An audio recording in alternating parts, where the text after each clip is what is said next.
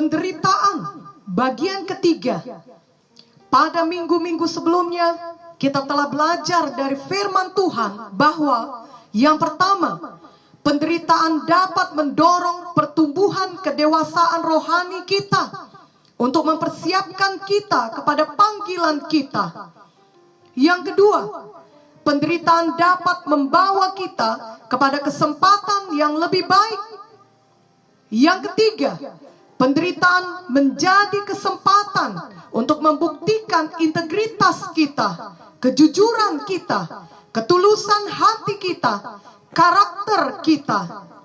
Minggu ini, marilah kita belajar satu hal lagi mengenai penderitaan. Yang keempat, penderitaan dapat membuat kita semakin menyadari bahwa Tuhan tidak pernah meninggalkan dan melupakan kita. Kejadian 39 ayat 20-23 menuliskan, lalu Yusuf ditangkap oleh tuannya dan dimasukkan ke dalam penjara, tempat tahanan-tahanan raja dikurung. Demikianlah Yusuf dipenjarakan di sana. Tetapi Tuhan menyertai Yusuf dan melimpahkan kasih setianya kepadanya dan membuat Yusuf kesayangan bagi kepala penjara itu. Sebab itu kepala penjara mempercayakan semua tahanan dalam penjara itu kepada Yusuf, dan segala pekerjaan yang harus dilakukan di situ dialah yang mengurusnya. Dan kepala penjara tidak mencampuri segala yang dipercayakannya kepada Yusuf, karena Tuhan menyertai dia, dan apa yang dikerjakannya dibuat Tuhan berhasil. Dan dalam Kejadian 39 ayat 1-2 dituliskan, adapun Yusuf telah dibawa ke Mesir, dan Potifar, seorang Mesir, pegawai istana Firaun, kepala pengawal raja, membeli dia dari tangan orang Ismail yang telah membawa dia ke situ.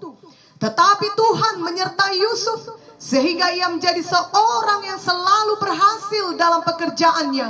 Maka tinggallah ia di rumah tuannya, orang Mesir itu. Ayat ini berkata bahwa Tuhan menyertai Yusuf. Tentunya ini berarti di dalam penjara pun Tuhan beserta Yusuf. Kemanapun Yusuf pergi, Tuhan pergi bersama dia. Tuhan ada bersama Yusuf dalam keadaan baik maupun tidak baik. Tuhan menyertai Yusuf di rumah Potifar maupun di penjara. Tuhan menyertai Yusuf ketika ia difitnah. Tuhan menyertai Yusuf apapun penderitaan yang sedang ia hadapi. Dan penyertaan Tuhanlah yang membuat Yusuf berhasil. Dalam penjara sekalipun Yusuf berhasil, sama seperti ia berhasil ketika ia di rumah Potifar. Biarlah hal ini meneguhkan kita, sebab Tuhan Yesus tidak berubah. Ini berarti bahwa kemanapun kita pergi, Tuhan ikut bersama kita. Tuhan selalu menyertai kita. Apapun penderitaan yang kita hadapi sekarang ini, bahkan walau kita sedang di dalam penderitaan, penyertaan Tuhan tersebut membuat kita tetap berhasil dalam pekerjaan yang harus kita lakukan. Sama seperti yang terjadi kepada Yusuf. Jadi janganlah kita melupakan hal ini atau mengabaikan hal ini. Marilah kita memilih untuk selalu menyadari penyertaan Tuhan dan selalu mengingat penyertaan Tuhan dalam kehidupan kita, sehingga bagaimanapun beratnya penderitaan kita, kita tetap dapat bersyukur kepada Tuhan. Kita tidak pernah menjadi putus asa.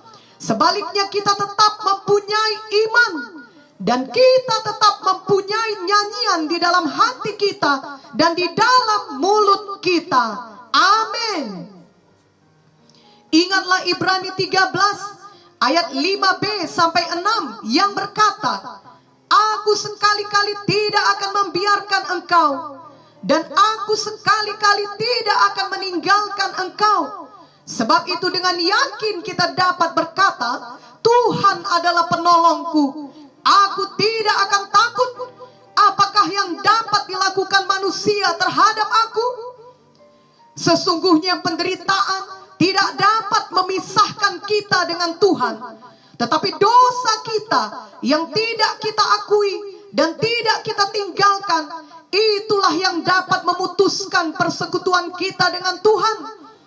Itu sebabnya apapun penderitaan yang kita alami, pastikanlah bahwa kita tetap berjalan dalam kebenaran dan kekudusan di hadapan Tuhan. Bila kita tetap hidup kudus seperti Yusuf, kemanapun kita pergi, walau ke penjara sekalipun, kita tetap disertai Tuhan dan semua akan menjadi baik-baik saja.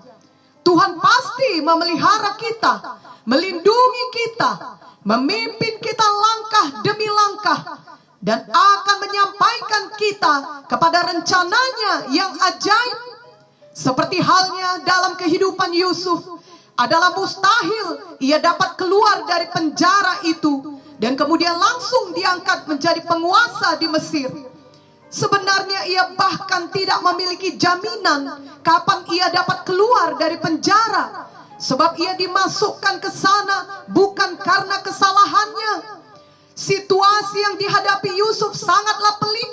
Tidak ada jalan keluar dari sudut pandang manusiawi, dan sangatlah kecil harapan untuk bisa menerima keadilan dan keluar dari penjara. Namun bagi Tuhan, situasi sesulit apapun tidak dapat menghalangi rencananya. Ia Tuhan yang maha kuasa. Tidak ada yang mustahil bagi Tuhan. Ketika waktunya tiba, Tuhan bekerja menjadikan yang tidak mungkin menjadi mungkin. Itulah Tuhan yang sama yang menolong kita juga pada masa sekarang ini. Marilah kita meneladani Yusuf. Janganlah kita memilih hidup di dalam dosa atau terus berkompromi dengan dosa. Tetaplah mengasihi Tuhan di atas segalanya. Tetaplah hidup dalam kebenaran dan kekudusan. Tentunya kita semua tidak ada yang sempurna. Setiap hari kita masih dapat jatuh ke dalam dosa dan masih dapat berbuat dosa. Tetapi biarlah kita memilih untuk segera bertobat, karena hati kita sesungguhnya sudah membenci dosa tersebut. Janganlah justru kita memilih untuk tetap menyukai hidup di dalam dosa, lalu kita tidak mau sungguh-sungguh bertobat dan kita mengeraskan hati. Karena jika demikian, ketika datang penderitaan, hal itu terjadi disebabkan dosa kita, dan kita tidak memiliki kepastian apakah Tuhan tetap menyertai kita di dalam penderitaan itu, sehingga pada akhirnya penderitaan tersebut akan terus menekan kita, bahkan dapat menghancurkan kita. Penderitaan memang pasti datang menimpa semua orang, kepada yang patuh kepada Tuhan dan juga kepada yang tidak patuh kepada Tuhan. Tetapi jika selama ini kita hidup patuh kepada Tuhan, kita akan tetap disertai Tuhan. Kita akan dapat bertahan, bahkan melewati semua penderitaan itu dengan menang. Mari kita membaca Matius 7 ayat 24 sampai 27. Setiap orang yang mendengar perkataanku ini dan melakukannya, ia sama dengan orang yang bijaksana yang mendirikan rumahnya di atas batu. Kemudian turunlah hujan dan datanglah banjir, lalu angin melanda rumah itu. Tetapi rumah itu tidak rubuh, sebab didirikan di atas batu. Tetapi setiap orang yang mendengar perkataanku ini dan tidak melakukannya, ia sama dengan orang yang bodoh yang mendirikan rumahnya di atas pasir. Kemudian turunlah hujan dan datanglah banjir, lalu angin melanda rumah itu, sehingga rubuhlah rumah itu dan hebatlah kerusakannya. Jadi baik kepada orang yang melakukan firman maupun kepada orang yang tidak melakukan firman, akan tetap ada hujan dan banjir, Artinya mereka sama-sama mengalami penderitaan yang berat. Namun bagi orang yang patuh kepada firman, yakni yang melakukan firman Tuhan, mereka tidak akan roboh, mereka akan tetap berdiri. Dan itu semua karena Tuhan tetap menyertai mereka setiap saat. Amsal 24 ayat 16 berkata, sebab 7 kali orang benar jatuh, namun ia bangun kembali. Tetapi orang fasik akan roboh dalam bencana. Dan Mazmur 34 ayat 20 berkata, kemalangan orang benar banyak, tetapi Tuhan melepaskan dia dari semuanya itu. Adalah penyertaan Tuhan yang membuat perbedaan. Walau banyak penderitaan, banyak kemalangan, namun kemenangan kita telah dijamin oleh Tuhan. Penderitaan itu tidak akan bertahan selamanya. Sebaliknya, kasih setia Tuhan bagi kita dan penyertaan Tuhan bagi kita tiada akhirnya. Ingatlah selalu bahwa Tuhan Yesus tidak pernah meninggalkan kita, tidak pernah melupakan kita. Ketika Yusuf sudah menolong juru minuman raja, ia justru melupakan Yusuf. Kejadian 40 ayat 23 berkata, tetapi Yusuf tidaklah diingat oleh kepala juru minuman itu, melainkan dilupakannya. Mungkin kita juga telah banyak menolong orang, tetapi ketika kita dalam penderitaan, semua orang tersebut melupakan kita. Tetapi ingatlah bahwa Tuhan tidak pernah melupakan kita, sama seperti Tuhan tidak pernah melupakan Yusuf. Ingatlah firman Tuhan dalam Yesaya 49 ayat 15 sampai 16 yang berkata, dapatkah seorang perempuan melupakan bayinya sehingga ia tidak menyayangi anak dari kandungannya? Sekalipun dia melupakannya, aku tidak akan melupakan engkau. Lihat, aku telah melukiskan engkau di telapak tanganku. Tembok-tembokmu tetap di ruang mataku. Dan Matius 28 ayat 20b berkata, dan ketahuilah, aku menyertai kamu senantiasa sampai kepada akhir zaman. Biarlah semua penderitaan yang datang dalam kehidupan kita membuat kita menyadari betapa kita sangat bergantung pada Tuhan, betapa kita membutuhkan penyertaan-Nya. Tanpa Tuhan kita tidak sanggup berbuat apa-apa. Yohanes 15 ayat 5 berkata, akulah pokok anggur dan kamulah ranting-rantingnya. Barang siapa tinggal di dalam aku dan aku di dalam dia, ia berbuah banyak, sebab di luar aku kamu tidak dapat berbuat apa-apa. Di awal penderitaan Yusuf, ketika ia dibuang saudara-saudaranya ke dalam sumur, tentunya ketika Yusuf berada di dasar sumur yang gelap itu, ia tidak dapat melihat kemanapun lagi selain dari melihat ke atas, sebab ia terkurung di dalam sumur itu. Inilah gambaran kita sebenarnya.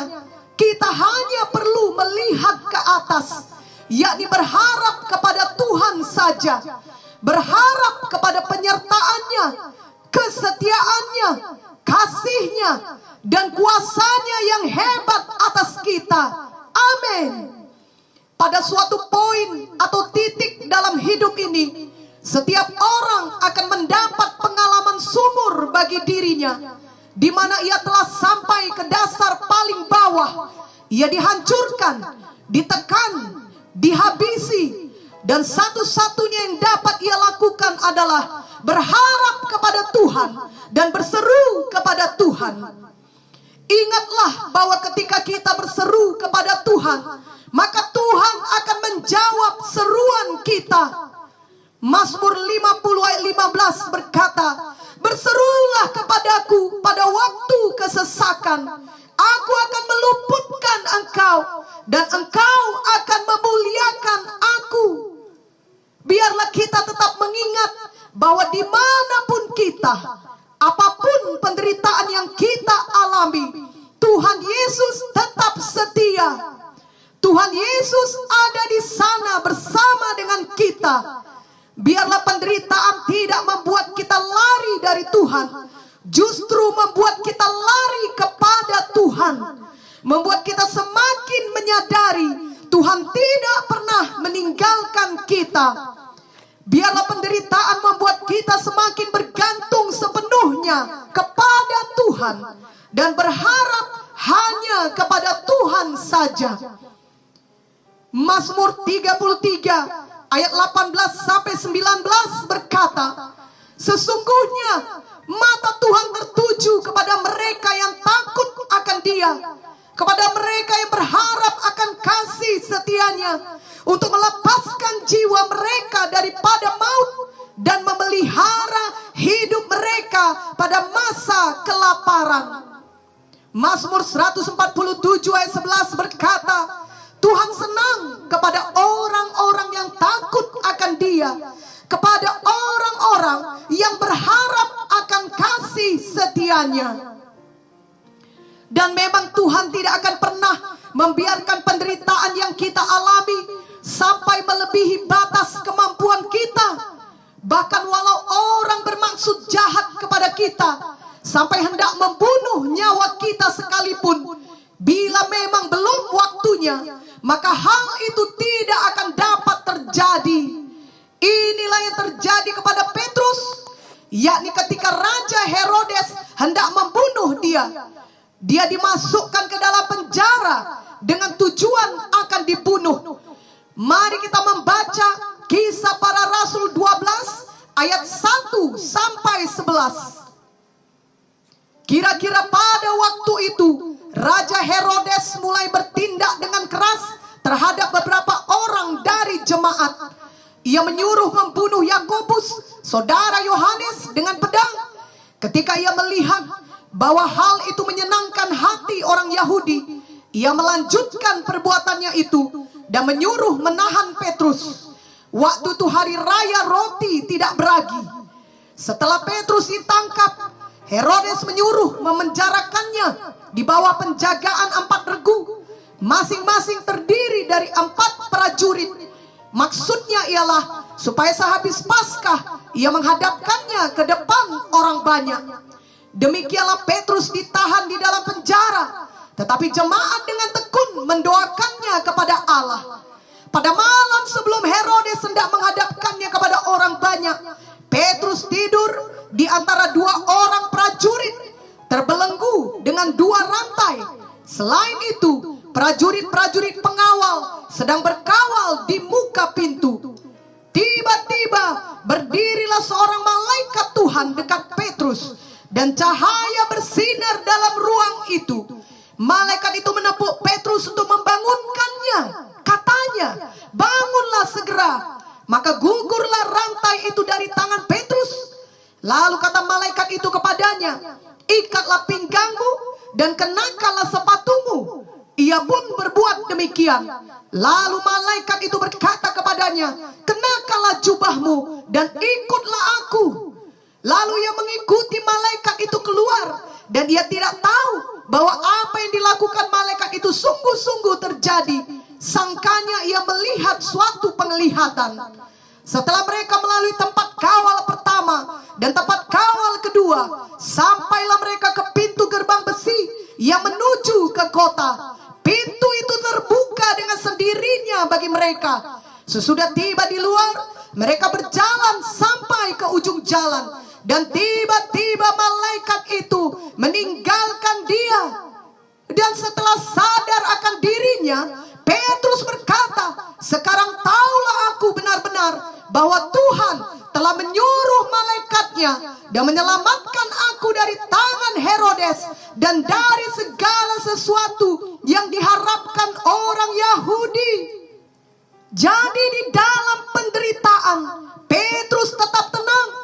Ketika ia di penjara tersebut, ia tentunya tahu bahwa kemungkinan besar esok harinya ia akan dibunuh seperti halnya Yakobus. Ia dibelenggu dengan 2 rantai. Ia berada di antara dua prajurit. Betapa tidak nyamannya keadaan Petrus. Seharusnya dengan pikiran manusiawi, Petrus merasakan stres, atau setidaknya Petrus khawatir akan nasibnya esok hari, sehingga ia sulit tidur. Namun ternyata Petrus tidur dengan tentram. Demikianlah nyenyaknya ia tidur, sehingga ketika malaikat datang, ia tidak terbangun. Malaikat tersebut yang harus datang menepuk Petrus untuk membangunkannya. Mengapa Petrus dapat demikian tenang? Karena ia tahu Tuhan tidak pernah meninggalkannya. Mungkin kita tidak menghadapi bahaya, akan dihukum mati seperti halnya Petrus, tetapi kita dapat menghadapi penderitaan lain yang telah membuat kita stres sehingga tidak dapat tidur dengan baik pada malam hari. Biarlah kita meneladani Petrus. Biarlah kita menyadari Tuhan menyertai kita, dan Tuhan lebih besar dari penderitaan apapun yang kita alami. Tuhan lebih besar dari semua kejahatan yang dirancangkan orang terhadap kita. Kita merasa aman dan merasa tenang di dekat Tuhan, walau kita di tengah penderitaan tersebut. Sama halnya seperti Petrus yang tetap merasa aman dan tenang walaupun ia menderita karena dibelenggu dengan dua rantai di dalam penjara. Ingatlah apa yang dikatakan firman Tuhan dalam Mazmur 62 ayat 2 sampai 3. Hanya dekat Allah saja aku tenang, daripadanya lah keselamatanku. Hanya Dia gunung batuku, hanya Dia kota bentengku. Aku tidak akan goyah selama-lamanya. Kiranya mulai hari ini kita merasakan penyertaan Tuhan dalam setiap langkah kehidupan kita, khususnya ketika kita sedang di dalam penderitaan, sehingga kita tidak dikalahkan oleh ketakutan, kekhawatiran, kesedihan, ataupun keputusasaan yang diakibatkan oleh penderitaan itu. Ingatlah juga Mazmur 23 ayat 4 yang berkata, sekalipun aku berjalan dalam lembah kekelaman, aku tidak takut bahaya, sebab Engkau besertaku. Gadamu dan tongkatmu, itulah yang menghibur aku. Jadi jelaslah bahwa di dalam lembah kekelaman pun Tuhan tetap menyertai kita. Tuhan adalah gembala kita yang baik dan setia. Mari kita angkat hati kita selalu kepada Tuhan. Di tengah semua penderitaan yang kita alami, mari kita tetap tenang. Mari kita tetap beriman. Mari kita tetap bersyukur dan bersuka cita. Ialah Tuhan Immanuel yang beserta kita selama-lamanya. Amin.